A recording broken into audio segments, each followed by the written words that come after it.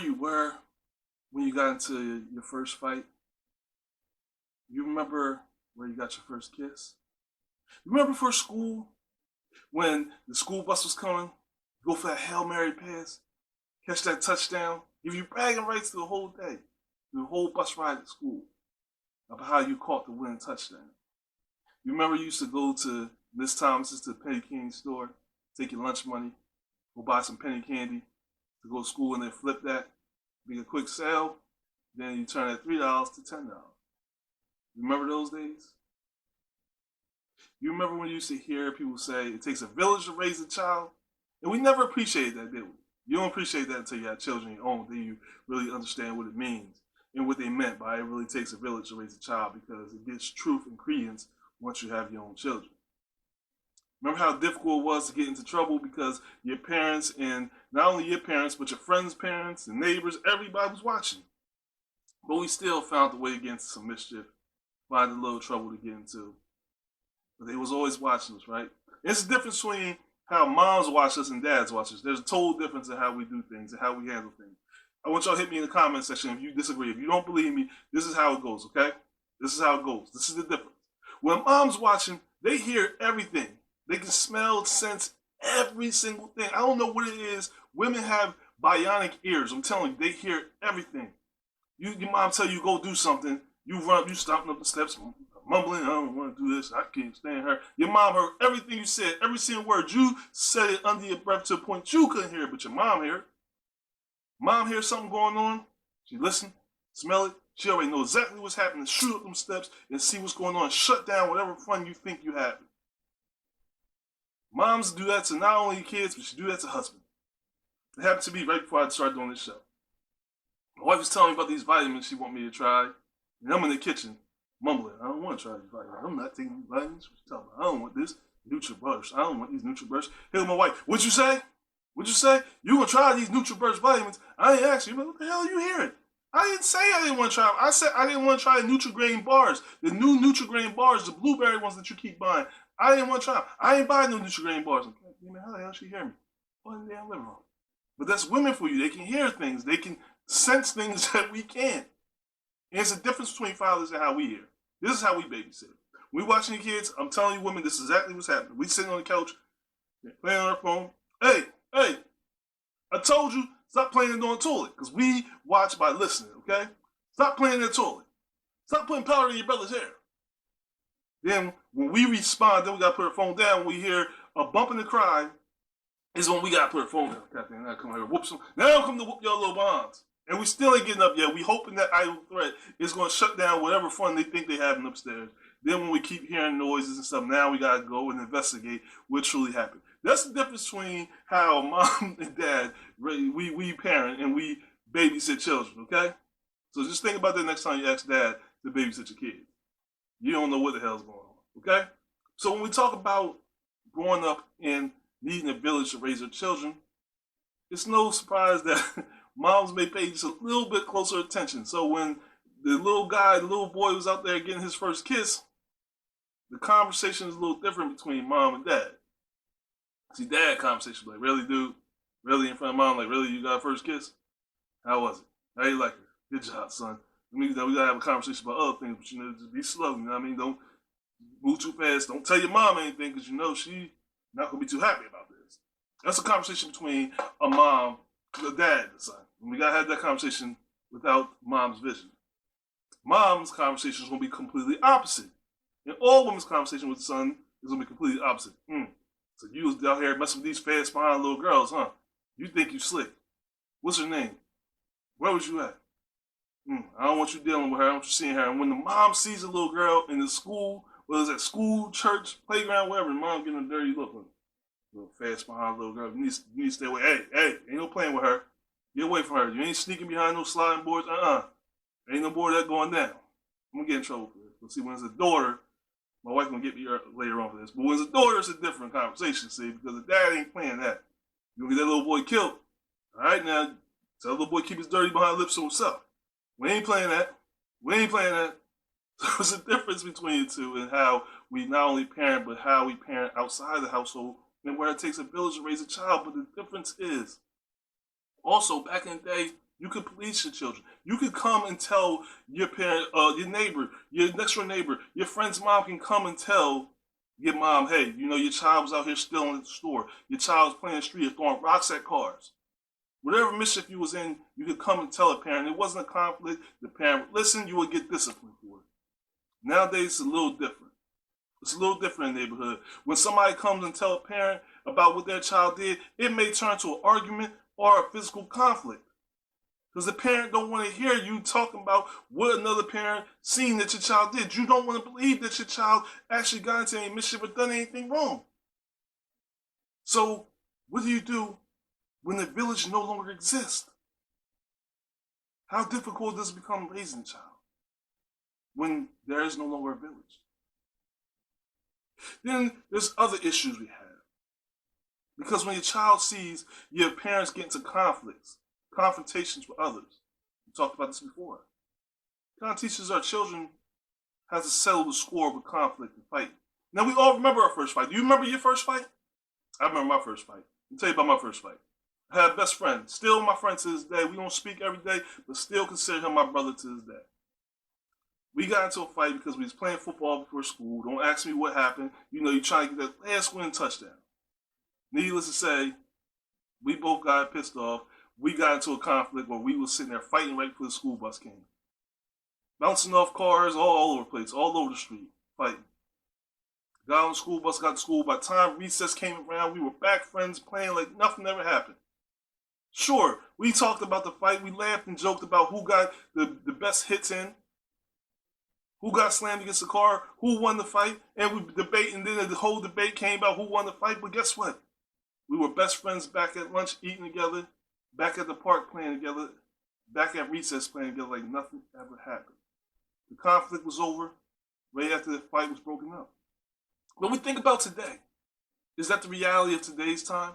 Can a conflict actually break out? Can a fight break out, whether it's between children or adults?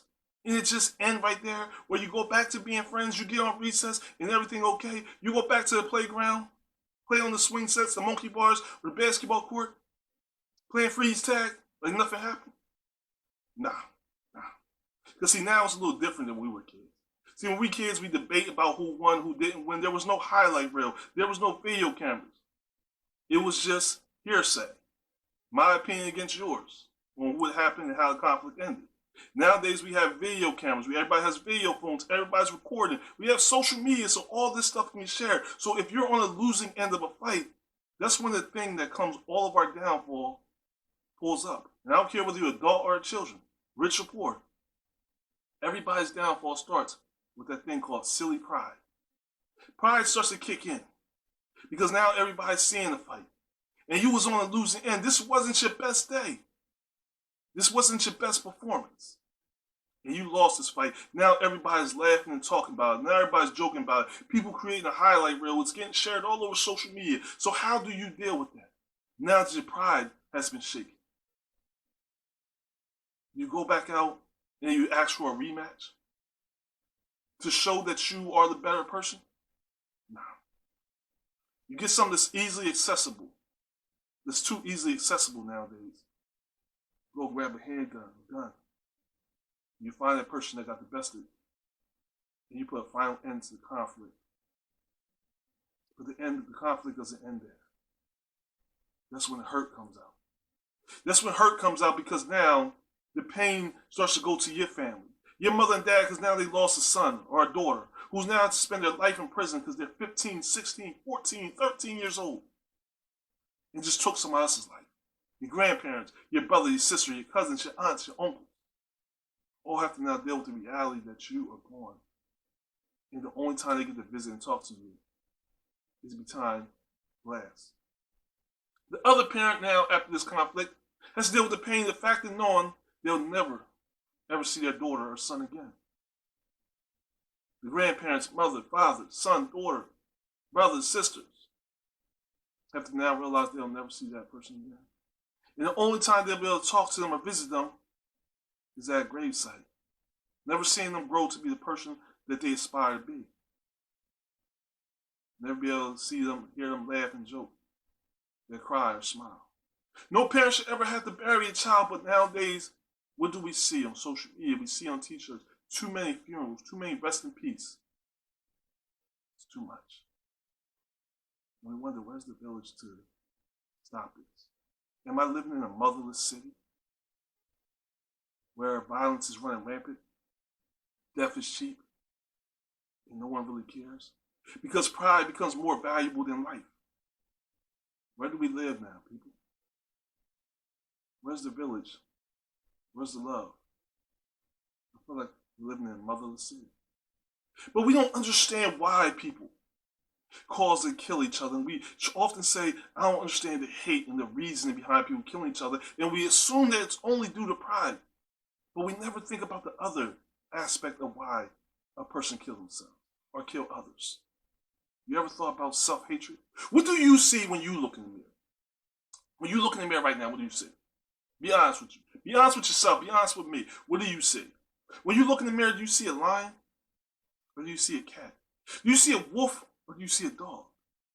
Oh, let me be more clear, because I think I'm going over your heads a little bit. I think you're kind of missing the point of what I'm trying to say. So let me speak a little more clear. Let me get it down a little bit with y'all. Check this out. A lot of people will look in the mirror and they see themselves. They see their skin is really dark. Or they see their skin is really light. They see the hair texture, and maybe their hair is too short. Maybe it's too long. Maybe their hair is a little nappy, and it's not as fine as others. Not straight. Maybe they got a little too much weight, or not enough weight. Maybe they wear glasses or pimples.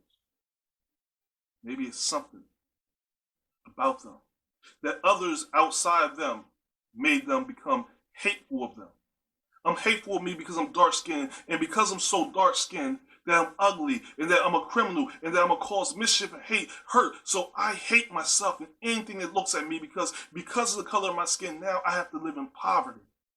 So I need to destroy anything that looks like me, anything that feels like me. So when you go out there and kill somebody, it's not you killing them, you're killing yourself. But the reality is, you're not just taking away your life, you're taking away other people's lives. But you're not thinking that way because the self-hatred that you have for yourself forces you to go out there and do damage and cause to try to kill off that thing about you that you hate. And you go around killing and killing, hoping that that feeling that you have in you is going to disappear, it's going to go away. But it doesn't. So many people get teased because they're light colored skin.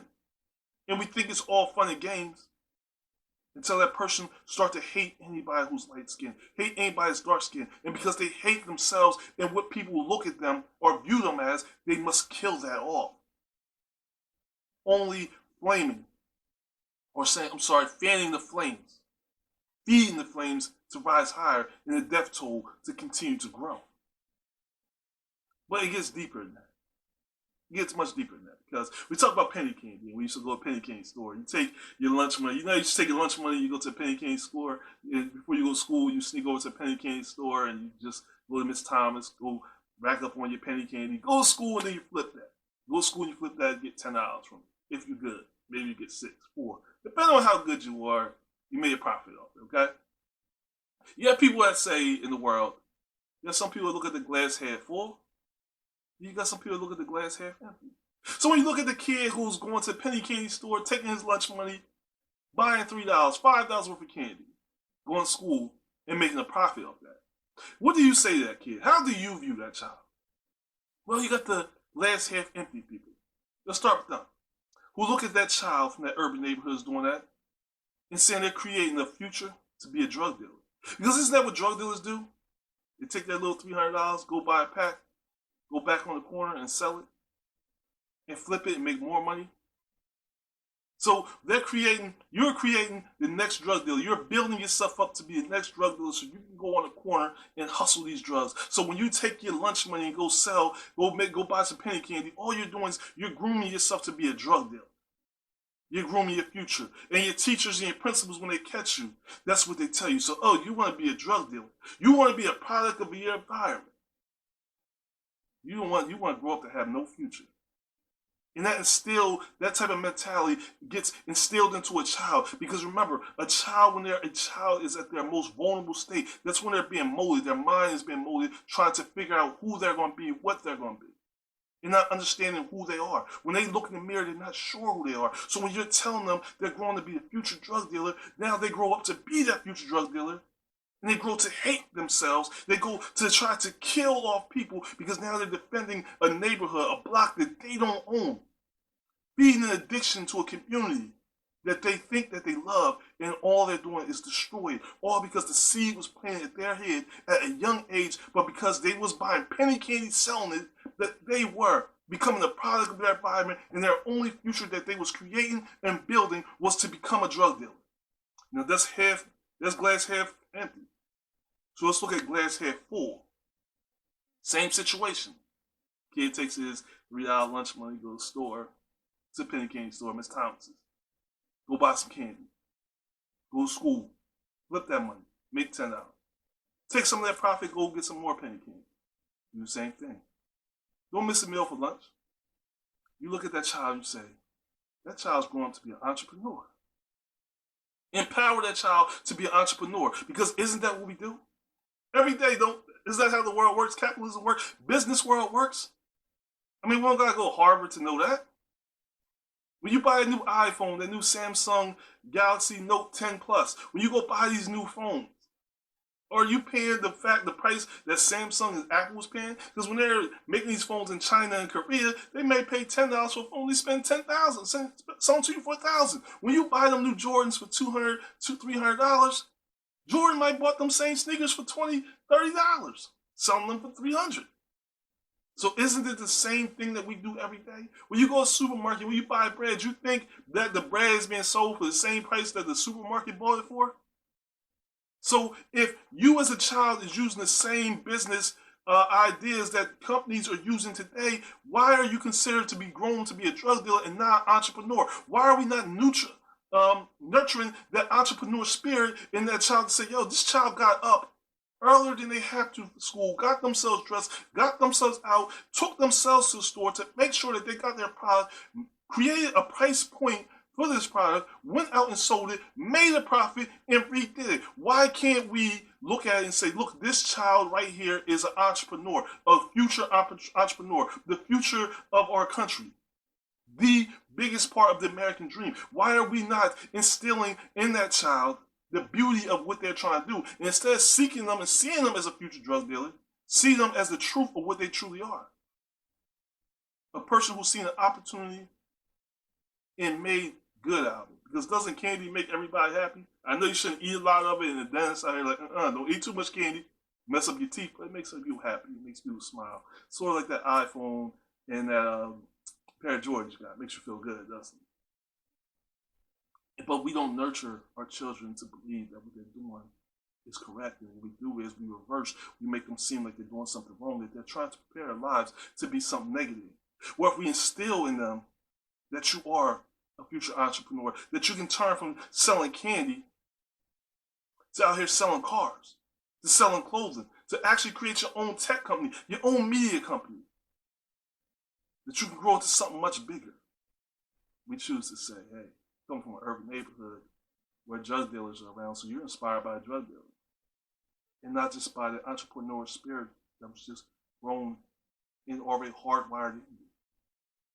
So we got to think about how we look at the glass, half empty, half full. And what are we teaching? What are we truly nurturing in our children and the young minds of these kids who are growing up in this world?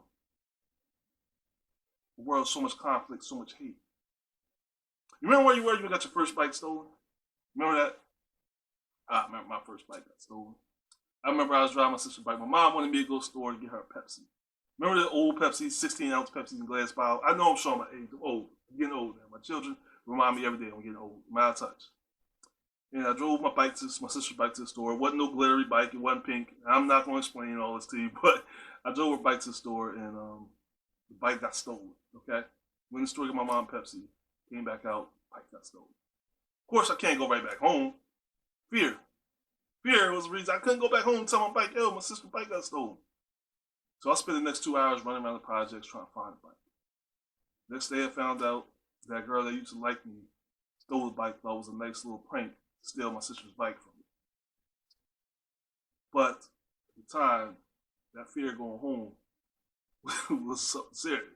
Eventually, I had to go home and break the news to my mom that my sister's bike got stolen. She was more concerned about why you took so long to bring my Pepsi home, okay? Because I really want that Pepsi. The point of that story is to say this. A lot of us live with fear, and fear of conflict, and fear of disappointment, and disappointing others. Fear of disappointing our parents. Fear of letting them down.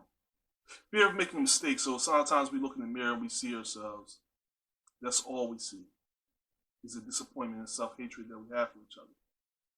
We see the mistakes that we make and the choices that we make that are wrong. Now, my choice to take my sister's bike and leave it outside to go get that Pepsi might not be the most smartest choice to make, especially understand the environment I was living in. And when you're around a bunch of people who are starving, who don't have, they're looking for an opportunity to take what they can't get. But we all make choices, some good, some bad. And a lot of times our choices determine our future, but not only our future, but our children's future. What choices are we making, and what effect are those choices having on our family? We talk about first kiss. We talk about first kisses, people. Do you remember your first kiss? You remember the first kiss, the first boy or first girl you kissed? If you're around your wife right now, don't try to smile too hard. Some of y'all sitting there smiling, thinking about that first kiss, that first girl you dance with. You better be careful if you're around your wife or your husband, because you know that might turn into a conversation. That might turn into another conversation that you really don't want to have. Do I remember my first kiss? Nah. Not my first kiss. My first meaningful kiss or first real kiss. Yeah, I remember that, but I'm not getting sad. My wife watches the show, and I'm not ready to have that conversation. In fact, she's going to ask me about this once I get on camera.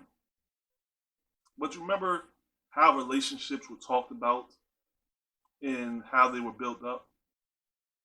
And how when a boy hit a little girl on the playground, how parents should tell you, oh, let's just tell you love you, you like you. And how that grows into you thinking domestic violence, which we talked about in the last episode, is a way of showing love. What about sexuality and what it teaches you? It's your first kiss, and moms, when it's a little boy, their sons, that's the apple of their eyes, you know what I'm saying? They ain't really happy about, you get your first kiss and a little girl showing you some love, like, hey, I ain't ready for that yet, moms ain't ready to let that go yet. And sometimes they tell you, little girl's too fast, and start to tell you, slow down and be careful of the relationships you're in. We have these conversations, but a lot of times we don't have detailed conversations to explain about sexuality, and we're kind of concerned. We're going to touch on that on another subject, but because the conversation about sexuality, birds and bees, we don't have those conversations with our children. So a lot of times our children are setting out here to make children a little too early, having kids while they're kids. Grandparents still in the club, still in the club party, hey, dancing to back that thing up. Try to back that thing up, and they're a grandparent, they got grandkids at home. You're 30 years old, grandparent, don't really have much to know about life, much life experience, much of teaching. But the birds and bees talk wasn't really had, so when you had that first kiss that you shared under the sliding board in the back of that school, when you was at recess, a lot of times as parents, we don't have that conversation with our children. We teach them and have a conversation about their sexuality, and knowing how to just take it a little slow and not move too fast and not allow pressure, peer pressure, anyone else to pressure you into doing something that you're not prepared for. Don't have kids too young. Enjoy your life, experience some things, get some life experience. Don't move too fast. Don't allow anyone to force you to move too fast. Because when you do have children, your life changes. Change for the better. When I had my son, it was the most scariest day of my life. I remember when my wife told me she was pregnant, she was going for a routine, woman's appointment, okay?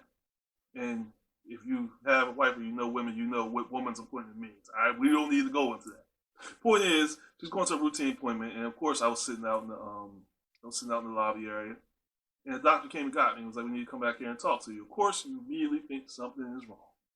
And my wife broke the news to me that she's pregnant. I thought she was lying. I said, yo, if you lying to me, telling me that you're pregnant, you ain't really pregnant, I ain't speaking to you the rest of the day. Because we had been trying for a while, and we have not been successful to get pregnant, and this was unexpected. But when she told me, I was like, if you lying to me, I ain't talk to you the rest of the day. Of course, she was pregnant. She wasn't lying to me, wasn't joking. It was the most happiest moment in my life. I mean, it was the first time when I was talking to somebody that I actually didn't know what to say. Brought tears of joy to my eyes. Then it became the scariest thing that ever happened. When we went to the hospital, I think it was about 3 o'clock in the morning because my wife was having contractions, or at least what I thought was contractions. And come to find it was.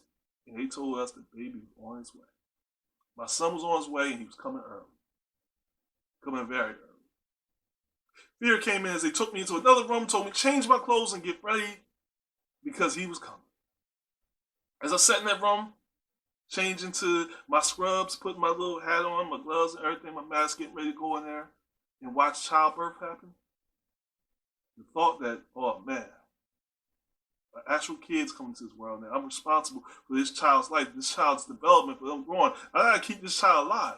I can't even keep a goldfish alive. How am I going to keep a child alive? How do I know if I'm feeding them enough? If I'm giving them enough food? How I know if I'm ready? And it was the most scariest moment of my life. But what trumped that is when he was born and seeing him for the first time, hear his first cry, and all them fears disappeared. Then I realized that, I was preparing my whole life to be ready to be his father. But I also had enough life experience, I felt, at the time. And even though I'm still growing, I'm still learning today, I felt like it happened at a time where I was prepared, that my wife was prepared to take on this child, this new child's life, and to develop and mold this child into be the greatest child it can be. And though we make mistakes, and I am the furthest thing from a perfect father and wouldn't sit here and lie to you until you are, I make mistakes, believe me. I make mistakes. I'm still growing, I'm still trying to be better. I still strive to be the best possible father I could be, to help my oldest son be the greatest man he could be. As I adopted my youngest son, it was the hardest thing in the world to do. And a lot of people have this misconception about adoption, like, oh, you get paid, and this, that, and you adopt for these reasons. Let me say something, all right? I want to cancel all that, and I don't have much time, so I'll make this real quick. When I adopted my youngest son, it was the hardest thing for me and my wife to ever do. It was a tough choice. And it's a lot of details go into making reason being a tough choice, but we made this tough choice. But then it became more of a thing where every other weekend we had to drive to another state to visit him, and we only get an hour. It was an hour and a half drive to this other state to visit him, just for an hour to sit in a room in the office to spend time with him. Not a lot of time to bond with him. Then there was parenting classes where we had to drive a whole another hour on our Saturdays, on a beautiful Saturday morning, to spend 8 hours in a classroom where someone's teaching you how to be a parent. Teach you all things that come natural, all things you know. Then it turned to weekend visits, and my youngest son, he became really attached to me really quickly. Started calling me dad without me even asking, and threw me off guard to the point I didn't know what to say. But I knew I had to take on this challenge because now this young man's life is in my hands. His future, his growth is in my hands. And it hurted me when I had to do weekend visits and take him home, when he cried and he was so hurt because he didn't want to leave, because he became so comfortable in the house and our home, and he knew he was now a part of this family, and it hurt to the point I didn't want to get out the car anymore to say goodbye, because the pain it cost me and the pain it cost him. But it doesn't come with some financial worry. Now I'm rich and I don't have to worry money no more adoption, because believe me, because paying for daycare, clothes, because he grows and he eats like there's no tomorrow, and shoes and all that, trust me, it's no picnic. Just like having a child is no picnic, and it becomes very expensive, and you have all these things to pay for. But the value and the truest greatest gift from having a child is when the currency that they give me is the smile that's on their face when they tell me they love me, is the greatest currency it gives me, because that reminds me that in this world of confusion, and though I'm not the greatest dad, and though I make mistakes, and though it takes a village to raise children, I'm doing something okay. I'm doing something right, because the fact that they still love me, and they still hug me, and they're still thankful that I'm their dad, and they're grateful that I'm their father, that my wife is their mother, that makes us feel like, you know what? Somewhere in all the sea of mistakes we made, we did something right. This is the same for all of you out there. You may not be a perfect parent, and this is not an episode to sit here and point out all your flaws and all your mistakes and tell you about all things you're doing wrong as a parent and how you were the worst parent, the worst person in the world because you're not nurturing your child, you're not giving your child all they want and need. This is only to point out the fact that we need to give our children more, including myself, to pay our children more attention, to nurture that spirit in our child. If our child is in the sports, video games, whatever our child is in, we need to spend more time not trying to develop them to be what we want, but be the best version of themselves. It's time for us to really speak out to our child and teach them that the world may be against them, but you got to understand and know that we will always be for them. We have to teach our children how conflict can be handled in more ways rather than being violent, that sometimes you just need to use your words and not just your actions. We need to teach our children that there's more to the world than what the world is teaching them and what the world's giving them.